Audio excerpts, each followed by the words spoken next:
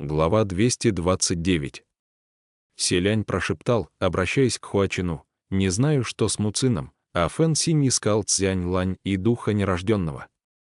Что если они не отправились со всеми небожителями, а остались в столице бессмертных, и теперь, после всей погони на небе и на земле, утонули или сгорели заживо, или же, что еще хуже, оба сейчас находятся в руках Цзюнь-О». К принцу подошел советник со словами: «Ваше Высочество, не ищите его.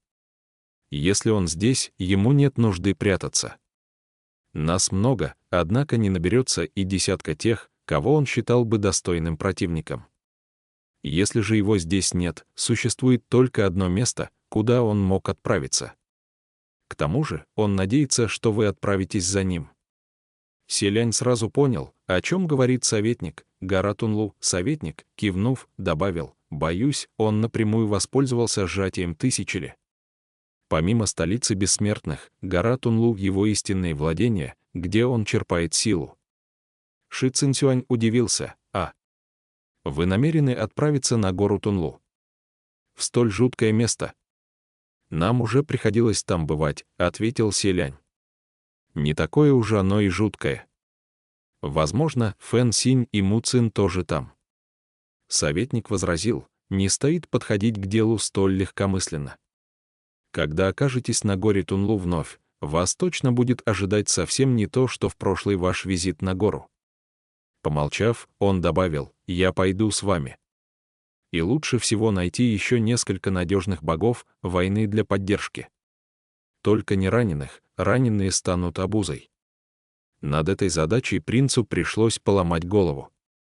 Найти надежных богов войны. Если раньше таковые имелись, теперь почти никого не осталось. Кто пал, кто подгорел, кто пропал без вести, кому-то к ноге прицепился ревущий навзрыд ребенок. Хуачен вмешался: «Не нужно искать никаких помощников, все они бесполезны. Достаточно меня одного, я отправлюсь с ГГ». «Этого наверняка недостаточно», — вновь возразил советник. Издалека послышался протестующий голос Пэймина, собиратель цветов под кровавым дождем: «Я бы попросил не говорить, все они бесполезны», столь уверенным тоном. Ши Цинцюань рассмеялся: «Генерал Пэй, вас так сильно обожгло, что вы даже в ловле крыс не можете сравниться с ее превосходительством, повелительницей дождя. Какие тут могут быть возражения?» Он так давно не виделся с Пэймином, а увидевшись после долгой разлуки, стал над ним подшучивать в собственное удовольствие, как и прежде. Пэймин же, которого задели за больное место, не смог ничего возразить и насупился еще сильнее. Неожиданно раздался оклик: «Подождите, еще есть я пойду с вами».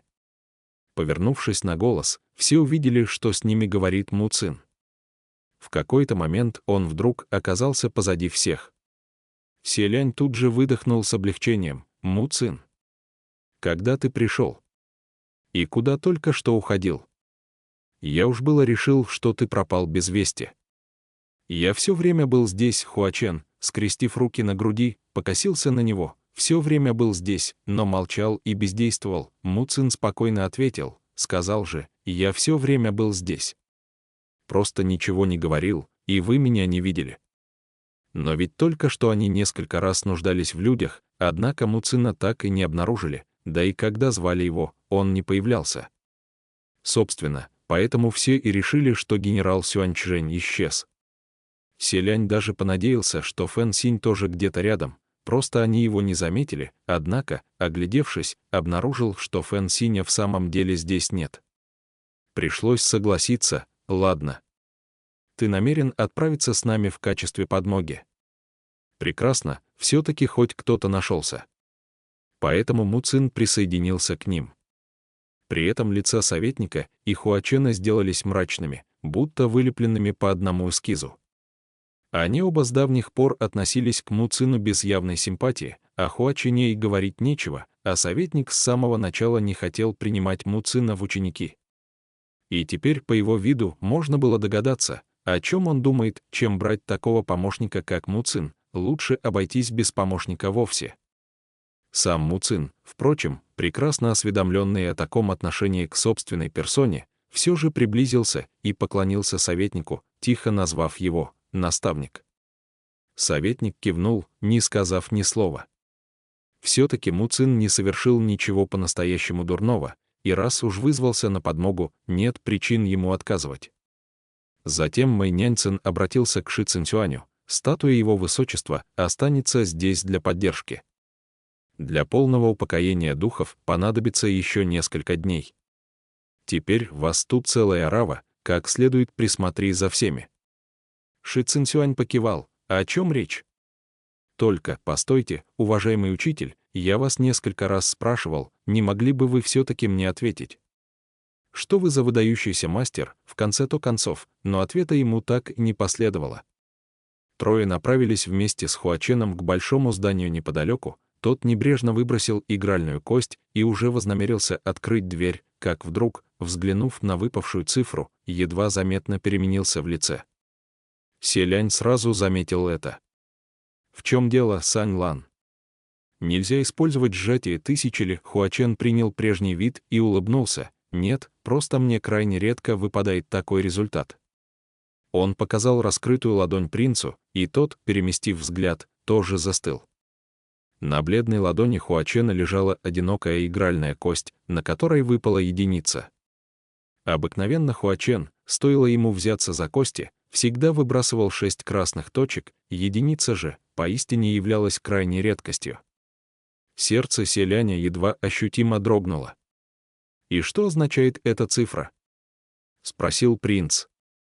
«Простая неосторожность, судя по предыдущему опыту, должно быть, впереди меня поджидает нечто весьма и весьма опасное». Сердце селяня ёкнуло.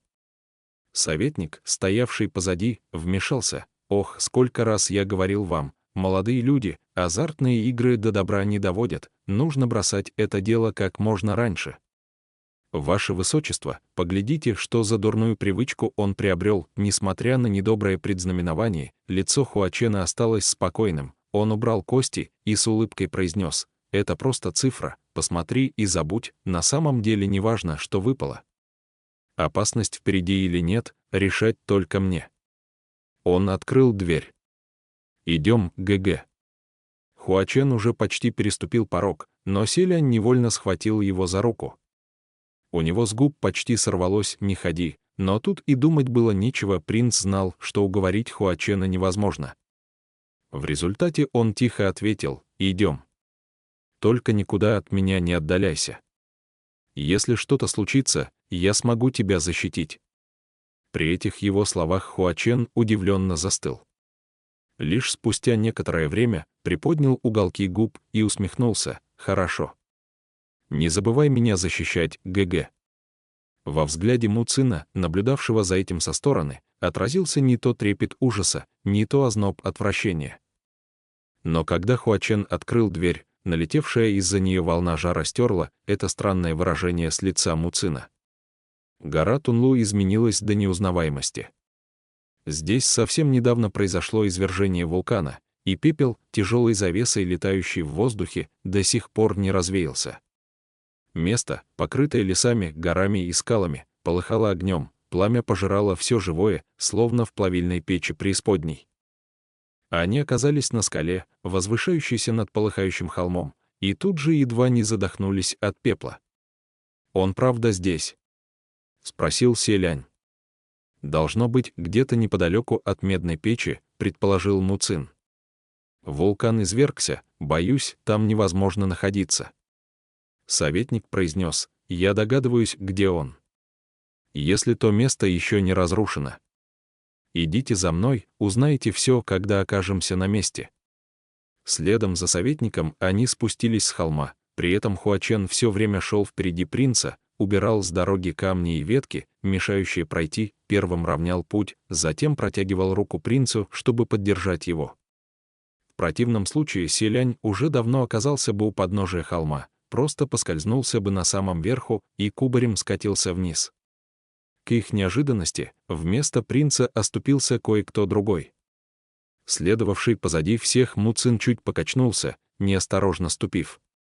Селянь, который находился к нему ближе всех, быстро схватил того за руку. Осторожно, тот едва заметно вздрогнул, словно осознал, что произошло, и ответил: «Знаю». Селянь отпустил его, посетовав в душе на негативную реакцию Муцина, затем отвернулся и вдруг вспомнил кое о чем. Пройдя быстрее вперед, он оказался возле Хуачена и прошептал: «Кстати, Сань Лан, тогда, на вершине Снежной горы, где Фэн Синь и Муцин затеяли драку, что за разговор между ними произошел?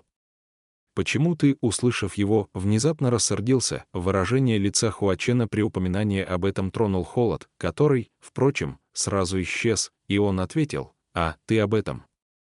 Те двое не выбирают выражений, поэтому сказали нечто неуважительное по отношению к ГГ, вот и все. А. Удивился Селянь. И что же они сказали? Тебе не стоит это слушать, не хочу оскорблять твой слух. Мы спустились. Они вчетвером добрались до подножия холма, но прошли еще немного, и путь им преградила река. Только в ней текла непрозрачная вода, а огненно-красная жидкость, бурлящая пузырями. Кипящая лава, от такого жара обычный человек сгорел бы, едва приблизившись, не понадобилось бы падать в лаву.